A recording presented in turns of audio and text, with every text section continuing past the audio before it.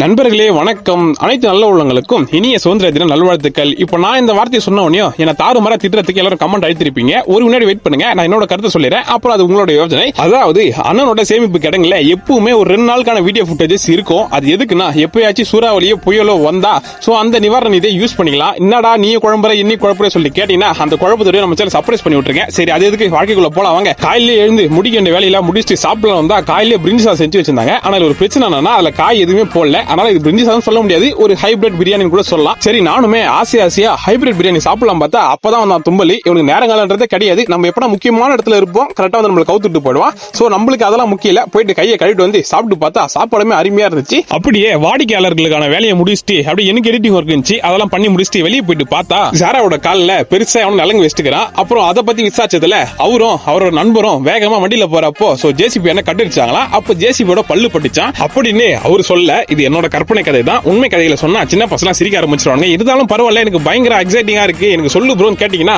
நம்ம சேனலை சர்ப்ரைஸ் பண்ணி விட்டு இன்ஸ்டாகிராம் டிஎம் பண்ணுங்க. உங்களுக்கு பர்சனலா என்ன விஷயம் சொல்லி சொல்றேன். அதன் பிறகு மதிய வேலை உணவு சாப்பிடலாம் சொல்லிட்டு அதே காம்போ தான், அதே முட்டை ஆம்லேட் தான். முட்டை வேலை இறங்கிடுச்சு நண்பர்களே. இதுக்கப்புறம் என்ன யாரும் கையிலேயே பிடிக்க முடியாது. நம்மளாம் யாரு முன்னோர்களின் முட்டை பயல்க. சரி, அதை விடுங்க. அதன் பிறகு சுறுசுறுப்பா ஒரு தூக்கத்தை போட்டு சிறிதளவு ஒரு குழியிலும் போட்டு வாய்ஸர் குடிலாம் சொல்லிட்டு வந்த பாருங்க. அப்பதான் இந்த படத்துல வருமே வந்துட்டான்ல என் தாலியை கொத்த அறுத்துட்டு போறதுக்கு, அந்த மாதிரி ஆகி போச்சு. சோ அங்கிருந்து வந்து இங்க கொஞ்ச நேரம் நிக்கிறேன்னா மழை நின்னுது. திருப்பி அங்க போயிட்டு வாய்ஸ் கொடுத்தா மழை வந்தது. சரி, இதுக்கப்புறம் இங்க இருந்தா வேலைக்கா சொல்லிட்டு அங்கிருந்து கிளம்பணும் பாருங்க. அருமையான காற்று நண்பர்களே. அங்கிருந்து கிளம்புறதுக்கு மனமே வரல. சரி, இருந்தாலும் அங்கிருந்து கிளம்பி வீட்டுக்கு வந்து வாய்ஸ் எல்லாம் கொடுத்து முடிச்சுட்டு இரவு வேலை உணவு சாப்பிடலாம் பார்த்தா யார் வீட்லயும் நடக்காத ஒரு சில அதிசயங்களை எங்க வீட்டுல மட்டும் நடக்கும். எந்த ஊர்லயாச்சு தோசைக்கு பீட்ரூட் குழம்பு வச்சு பாத்துக்கலாம் நண்பர்களே. நீங்க சைனீஸ் ரெஸ்டாரண்ட் போனா கூட அங்க இந்த மாதிரி எல்லாம் ட்ரை பண்ணிட மாட்டாங்க. சோ அதை சாப்பிட்டு இன்னைக்கு நாள் முடிச்ச நண்பர்களே. சோ நம்ம சேனல் புதுசா வந்தா சர்ப்ரைஸ் மட்டும் பண்ணிட்டு இருக்கேன். சரியா?